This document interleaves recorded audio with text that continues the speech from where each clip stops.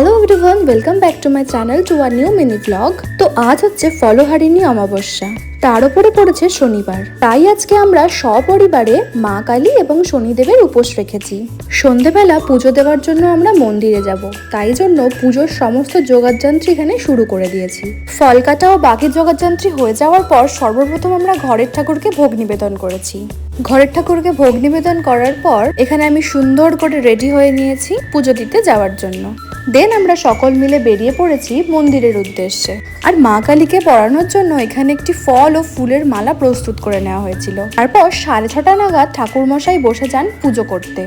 আর এখানে আমি আর আমার ননদিনী মন্দিরের সামনে বসে বসে পুজো দেখছিলাম। আর তখন যে ফুল আর ফল দিয়ে একটা মালা প্রস্তুত করা হয়েছিল সেইটাই এখন ঠাকুরমশাই মাকে পরিয়ে দিচ্ছিল।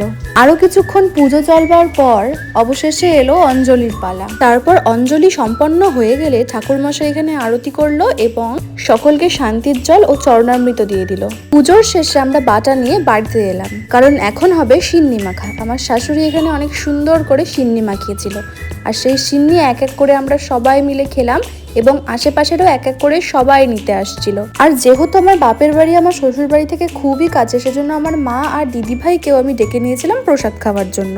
শনিদেব যেহেতু বাড়ির ঠাকুর, তাই আমরা বাইরে থেকেই প্রসাদ খেয়ে সবাই স্নান টান করে একেবারে ঘরে ঢুকে গেছিলাম। দেন ঘরে গিয়ে খেয়ে নিয়েছিলাম একটা ব্যানানা চিপস, যেটা আমার ননদিনীর একাদশীর সময় আনিয়েছিলাম। আর এটা খেতে খুবই সুন্দর, আমি ফার্স্ট টাইম খেলাম। দেন করে নিলাম dinner. That's it for today.